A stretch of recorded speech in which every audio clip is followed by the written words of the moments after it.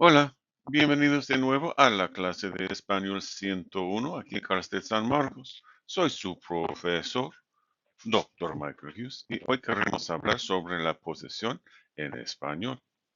Hello, welcome back to Spanish 101 here at Cal State San Marcos. I'm your professor, Dr. Michael Hughes, and the purpose of today's video is to talk about grammatical possession in Spanish. So let's get right into it. So English, just to start with what we know, English has two different ways to indicate possession. The suffix s, which actually is a kind of a special suffix. It doesn't necessarily. So most suffixes go on a particular word. The suffix s actually kind of goes on to any word. Um, it basically hooks on the end of a phrase, right? So the man So for instance, you could say the man you've heard of's book, right?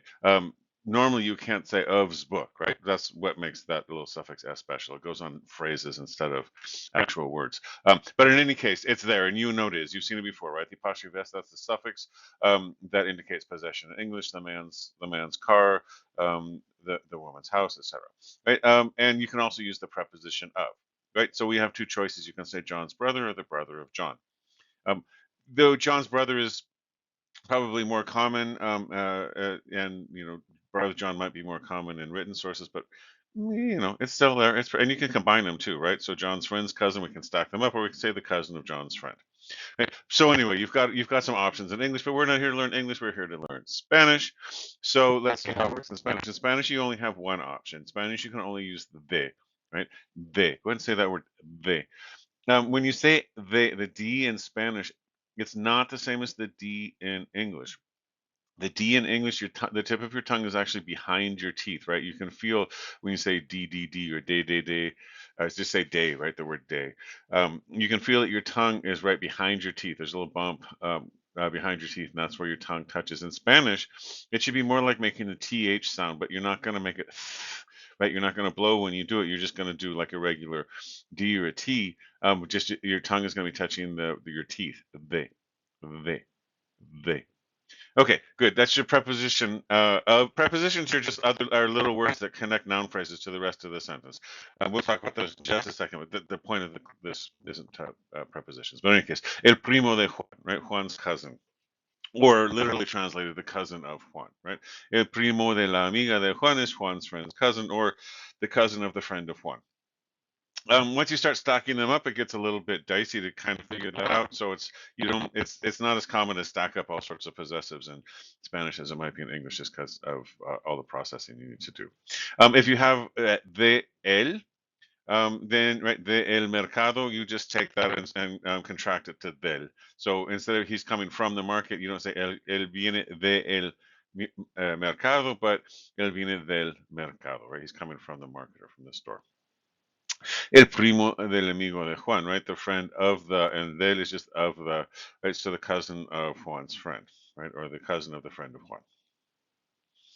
These are just other prepositions. Like I said, this isn't the point of the video, but just so you know what a preposition is, right? So they connect noun phrases to the rest of the sentence, typically location or direction of movement, right?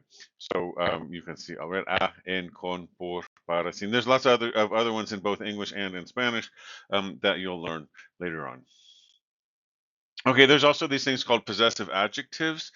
Remember, adjectives modify nouns, so possessive adjectives are things other than they that show up in front of the noun, right? And these express, a person. They're talking. The possessive adjective indicates the person who owns or possesses the thing, or the thing that possesses it, right?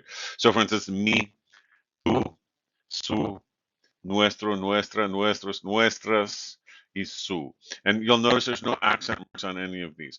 So, for instance, tú, when it's the subject, tú hablas mucho or tú hablas bien, that gets an accent mark to differentiate it from this tú, which is the possessive tú, right? So whenever you've also seen, for instance, with si, there's one form that means yes that has the accent mark, and the form that means if has no accent mark. You might have seen also notice also that el, when it means the, has no accent mark, and when it means he, it does have the accent mark. And typically, or what's happening here is that those marks just differentiate between the two meanings of that same form, and you use the accent mark on the less common form, right? So it's much more common to use tú as a preposition or as a possessive than it is as a subject.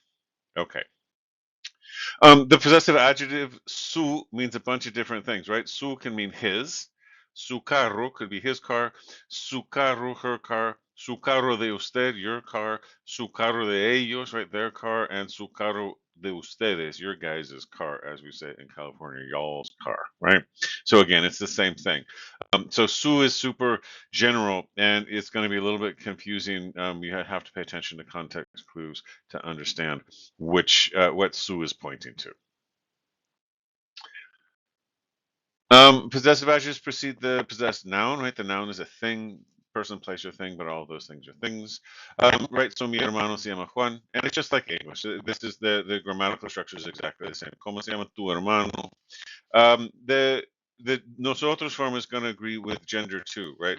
So nuestras hermanas, right? Because hermana is feminine, and there's more than one of them. We get the same suffix on nuestras as hermanas, right? And if it's hermanos, masculine, we'll get os, right, for masculine plural. Nuestros hermanos se llaman Juan y Dionisio. Okay, good. ¿De quién es esta bicicleta? Of whom is this bicycle, right? Or to who does this bicycle belong to in English, right? Maybe you'd say to whom does the bicycle belong, but probably not. In any case, ¿de quién es esta bicicleta? Of whom is this? Of who is this bicycle? Right? And who, this just means in English, whose bicycle is this? Es de Juan. Es de Juan. It's Juan's, right? We can say es su bicicleta. Es la bicicleta de Juan, or we can just say es de Juan. It's Juan's. It's Juan's. Es del joven. It's the young man's. It's the boy's. Well, it's probably the boy. It could be the young man too. Es del joven. It belongs to the boy, right? Es de mi hermano. It's my brother's. Es su bicicleta. And again, we don't know what that means. It could be if I say su bicicleta and I talk to you with usted, I might be saying, "Oh, that's your bicycle." Su bicicleta could be third person singular. Could be his bicycle or her bicycle, or it could also be their bicycle, right? So again, you just need to know the context. Y es nuestra bicicleta. Again, you'll notice that nuestro, nuestra, nuestros, nuestras agrees with gender and number of the thing that it's possessing. Okay. Y es nuestro carro, right? So there it is, masculine singular. Nuestros carros, nuestras bicicletas. Good. So I think it's pretty straightforward. It's mostly like English, right? So at least we have a analog construction in English, even though we use the possessive s more often than the of for possession. You guys can figure that out. I'm pretty sure it's not too odd. For when you're doing the group work, in order to practice this, look for the a conversar activities in right after grammar 1 in chapter 2, so exercises 2-9 and 2-10. Those could be useful to have a conversation in your group work. Adios.